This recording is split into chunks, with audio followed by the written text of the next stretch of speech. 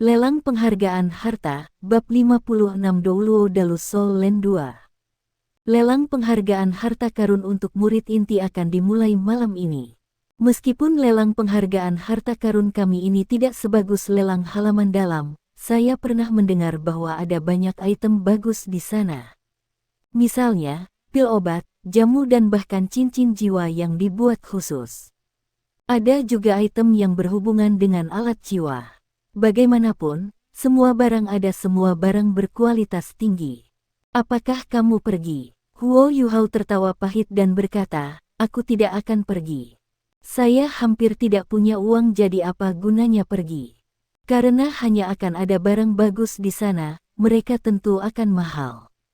Tidak apa-apa jika aku tidak suka apa-apa, tapi kalau aku suka sesuatu, bukankah aku hanya akan membawa penderitaan pada diriku sendiri? Wang Dong merasa senang ketika menjawab, saya yakin Anda tidak tahu ini, tetapi tidakkah Anda menyebutkan beberapa saat yang lalu bahwa tidak semua senior kita kaya? Apa artinya lelang penghargaan harta ini? Yang benar adalah bahwa kita dapat membeli barang secara kredit. Ini juga alasan mengapa pelelangan tidak terbuka untuk siswa normal. Rasa penasarannya memuncak, Huo Yuhao bertanya, membeli secara kredit. Ceritakan lebih banyak tentang ini. Wang Dong berkata, jangan memandang rendah identitas kita sebagai murid inti. Peluang seorang murid inti dari luar halaman lulus di atas 95%. Selain itu, setiap siswa yang mampu lulus dari halaman luar adalah bakat luar biasa dalam permintaan ekstrim, terlepas dari negara atau industri. Itu karena persyaratan utama untuk lulus dari halaman luar adalah menjadi leluhur jiwa. Karena itu, apa yang dilakukan bisnis ini adalah berinvestasi pada kami dan potensi kami. Mereka akan mengatur tanggal bagi kita untuk menandatangani perjanjian dengan mereka. Kami kemudian akan membayarnya dengan angsuran tahunan. Kami bahkan dapat menunda pembayaran mereka sampai setelah kami lulus, tetapi dalam hal itu mereka akan mengumpulkan sejumlah kecil bunga dari kami. Aku tahu kamu tidak mengerti bagaimana mereka mendapat manfaat dari ini, bukan? Pertama, karena kita berada dalam hutang mereka, jika mereka memiliki sesuatu untuk ditanyakan kepada Anda atau jika mereka menemukan sesuatu yang bermasalah, bagaimana mungkin Anda tidak membantu mereka? Jika mereka ingin mempekerjakan Anda, bisakah Anda menolaknya? Mengambil langkah mundur, tidak ada salahnya membentuk hubungan yang baik dengan leluhur jiwa yang kuat, kan? Bagaimanapun, setidaknya mereka dapat meningkatkan peluang Anda berbelanja di toko mereka. Anda mungkin tidak memiliki uang sekarang, tetapi itu tidak berarti Anda akan selalu miskin di masa depan. Bisnis-bisnis ini sangat lihai dan tidak akan pernah melakukan transaksi yang akan menimbulkan kerugian bagi mereka. Jika kita murid inti dapat memasuki halaman dalam, pembayaran akan meningkat lebih lanjut, dan semua bunga pinjaman akan dihapuskan. Yang perlu kita lakukan hanyalah membayar kembali modal dalam tenggat waktu melalui salah satu dari banyak skema pembayaran. Setelah penjelasannya yang menyeluruh, Huo Yuhao akhirnya melihat cahaya. Sebenarnya ada begitu banyak cara untuk melakukan sesuatu di sini. Lalu apakah itu berarti kita juga bisa membeli barang secara kredit? Wang Dong mengangguk dan berkata, tapi tentu saja. Bagaimanapun, kita adalah murid inti.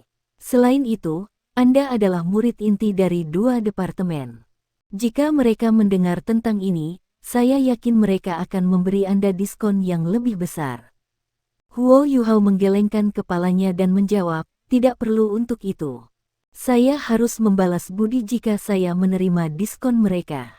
Lebih baik kita tidak melakukan itu kecuali kita tidak punya pilihan lain. Wang Dong bersemangat, tentu saja. Meskipun sudah lama berada di akademi, kamu pernah ke kota Shrek. Huo Yuhao secara alami belum ke kota Shrek. Dari sudut pandangnya, rintangan terbesar adalah tahun pertamanya di akademi. Selama waktu itu, dia tahu bahwa dia bisa dikeluarkan kapan saja. Selain memberikan semua yang ia miliki dalam berkultivasi, bagaimana ia bisa memiliki waktu dan energi untuk pergi berbelanja? Kamu belum pernah ke sana, kan? Kami akan segera memulai pelajaran. Kejadian yang sangat langka sehingga kami punya waktu luang, jadi mari kita jalan-jalan.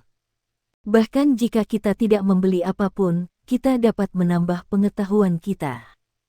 Kita tidak bisa selalu mengabaikan apa yang terjadi di dunia luar bahkan jika kita mau.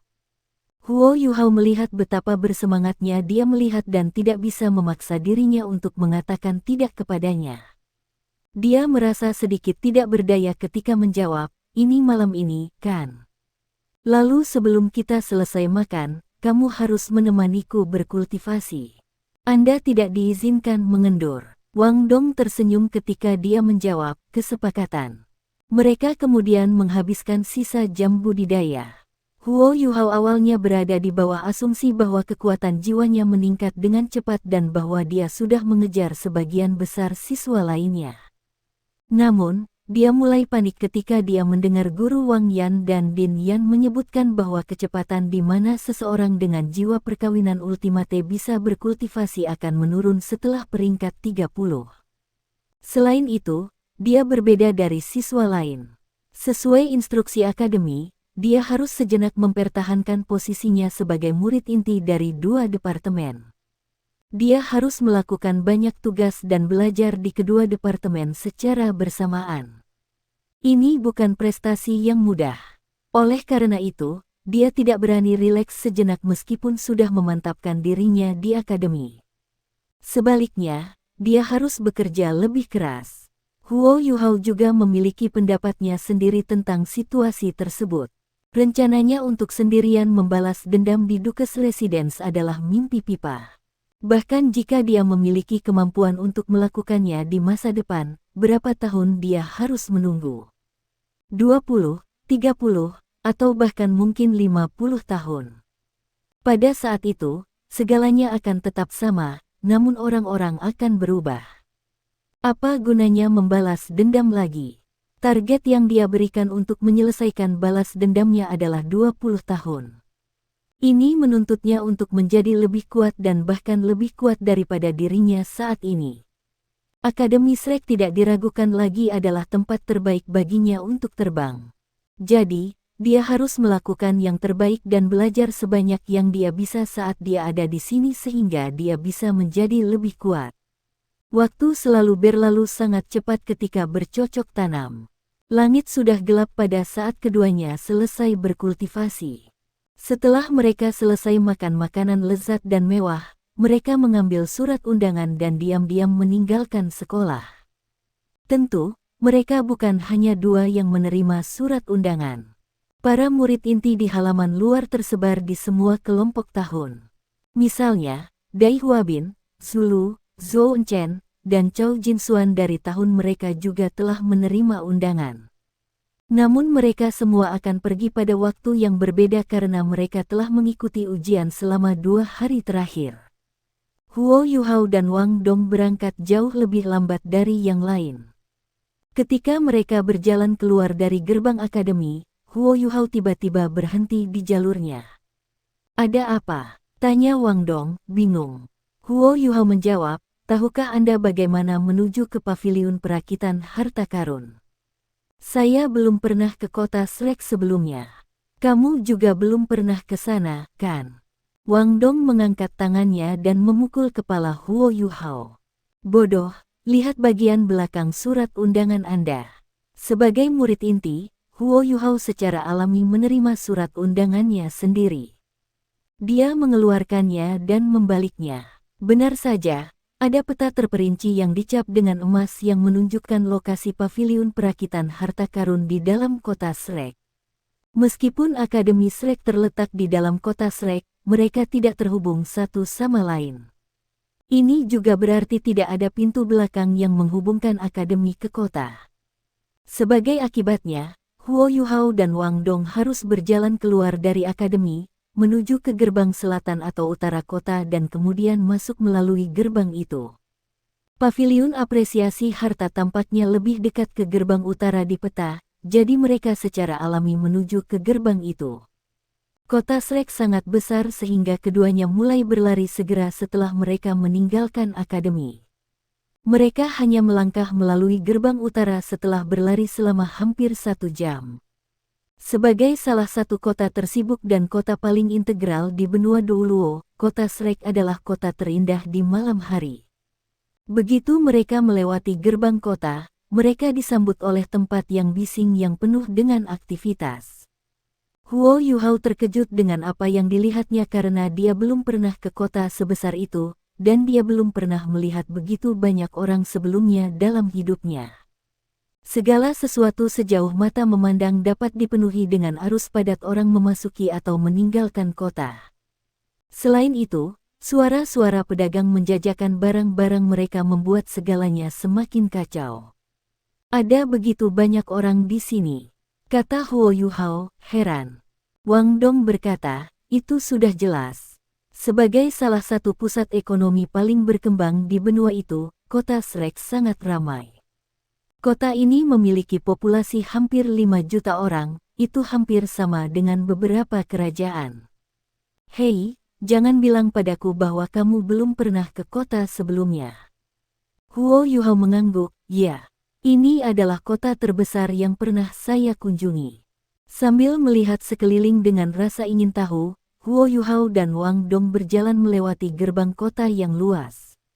Jalan utama kota Shrek sangat lebar dan memungkinkan 8 gerbong untuk melewatinya secara bersamaan. Suasana luas di dalam kota membuat Huo Yuhao kaget saat dia merasakan pandangan dunianya melebar. Bagaimana? Perjalanan kami tidak sia-sia bukan? Wang Dong tersenyum. Dia memiliki ekspresi penasaran yang sama di wajahnya. Lagi pula, ini juga pertama kalinya dia memasuki kota Shrek. Deskripsi kota Shrek pada peta sangat akurat dan jalannya sangat teratur. Akibatnya, tidak sulit untuk bernavigasi di sekitar kota. Setelah berjalan sekitar 15 menit atau lebih, mereka tiba di paviliun pengumpulan harta. The Treasure Gathering Pavilion adalah toko besar yang berurusan dengan barang-barang yang berkaitan dengan master jiwa dan insinyur jiwa. Jika dilihat dari jauh, orang bisa melihat bahwa itu adalah bangunan besar berlantai 4 yang tingginya lebih dari 20 meter. Bangunan itu sendiri memakan banyak ruang. Itu adalah pemandangan yang mempesona untuk dilihat dari luar, karena menyerupai tumpah ruah. Sebuah bangunan yang mewah ini sudah melampaui jangkauan pemahaman Huo Yuhao. Maka, dia tidak bisa menahan diri untuk tidak melebarkan matanya ketika dia melihat keempat gadis berpakaian congsam berdiri di samping pintu paviliun pengumpulan harta. Gadis-gadis yang bertugas menerima pelanggan dari Treasure Gathering Hall baru berusia 17 atau 18 tahun. Mereka memiliki penampilan yang manis dan tubuh yang ramping. Kulit putih mereka tampak lebih menawan ketika kontras dengan Treasure Gathering Pavilion yang mempesona. Huo Yuhao langsung terperangah. Aduh, Wang Dong, apa yang kamu mencubit saya sebelumnya? Sensasi sakit yang akut membawa Huo Yuhao kembali ke akal sehatnya. Dia berbalik dan melihat bahwa Wang Dong memelototinya dengan ganas. Apa yang kamu lihat? Hati-hati menumbuhkan tembel jika Anda melihat sesuatu yang tidak seharusnya. Wang Dong berkata dengan marah. Huo Yuhao memasang ekspresi polos di wajahnya saat dia menatap mata Wang Dong yang indah dan besar. Tertarik pada seseorang yang cantik hanya manusia. Saya hanya melihatnya. Para kakak perempuan ini sangat cantik. Sangat cantik. Wang Dong memiliki ekspresi jijik di wajahnya. Dia agak ragu untuk merespons, tetapi dia berhasil tidak mengatakan apa-apa. Huo Yuhao menggosok pinggangnya yang sakit dan berkata tanpa daya, apapun, aku tidak akan melihat. Kamu bahkan tidak suka melihat wanita cantik, kamu masih anak kecil. Wang Dong mengabaikannya dan berjalan menuju Treasure Gathering Pavilion ketika Huo Yuhao buru-buru mengejarnya. Sebelum mereka bisa mencapai pintu yang mengarah ke paviliun pengumpulan harta, salah satu dari 8 gadis yang berdiri di dekat pintu berjalan ke arah mereka dengan senyum tipis di wajahnya. Apakah kalian berdua tuan jiwa datang untuk berpartisipasi dalam lelang apresiasi harta karun? Huo Yuhao dan Wang Dong sama-sama mengenakan seragam akademi Shrek mereka, yang membuat mereka menonjol di antara kerumunan. Akibatnya, Mereka telah menerima banyak lirikan dalam perjalanan mereka di sini. Mereka berdua mengeluarkan surat undangan dan menyerahkannya padanya. Senyum di wajah gadis itu segera menjadi jauh lebih lembut ketika dia melihat surat undangan mereka. "Tuan Jiwa, tolong ikuti saya," katanya sambil memimpin jalan. Bahkan di antara murid inti dari Shrek Academy, ada sangat sedikit siswa di sekitar usia Huo Yuhao dan Wang Dong yang bisa menghadiri lelang penghargaan harta karun. Oleh karena itu, mereka menerima tatapan ingin tahu ketika mereka berjalan melewati sekelompok gadis di samping pintu. Wang Dong masih baik-baik saja, tetapi wajah Huo Yuhao benar-benar memerah. Setelah memasuki Treasure Gathering Pavilion, suasana mewah segera menyerang semua indera mereka. Aula emas sangat mewah dan diterangi oleh cahaya kristal yang tergantung di langit-langit. Kedua sisi aula juga dilapisi dengan 2 baris wanita. Jika dibandingkan dengan 8 gadis mengenakan congsam yang ada di luar, para wanita muda di aula yang mengenakan rok emas pendek bahkan lebih menarik. Wanita-wanita muda ini sedikit lebih muda dan bahan yang digunakan dalam rok mereka sangat tipis, memperlihatkan kaki mereka yang ramping. Semua penampilan mereka sangat memukau dan tubuh mereka sangat indah. Seseorang akan merasa seolah-olah dia telah berjalan ke surga di bumi setelah memasuki aula emas ini. "Kami menyambut tamu-tamu terhormat kami." Para wanita muda di aula membungkuk dan menyapa mereka, segera mengejutkan Huo Yuhao dan Wang Dong. Mereka tidak bisa membantu tetapi merasa bingung ketika mereka melihat gadis-gadis yang semuanya membungkuk ke arah mereka. Huo Yuhao masih muda dan tidak tahu banyak perbedaan dalam hal status dan kekayaan yang dimiliki orang yang berbeda. Namun, dia mulai perlahan memahami konsep itu. Apakah orang biasa akan diberikan izin masuk ke tempat yang mewah? Pada saat itu, Huo Yuhao tiba-tiba merasa visinya menjadi gelap, matanya tertutup. Suara Wang Dong terdengar, "Kamu tidak diizinkan untuk melihat. Aku tidak akan membawamu ke sini jika aku tahu itu akan menjadi seperti ini. Aku tidak akan membiarkanmu dirusak oleh hal-hal buruk seperti ini." Huo Yuhao dipenuhi dengan ketidakberdayaan. "Kenapa aku akan rusak oleh pemandangan di sini? Apakah kamu tidak melihat mereka juga? Bukankah itu berarti Anda juga akan rusak?"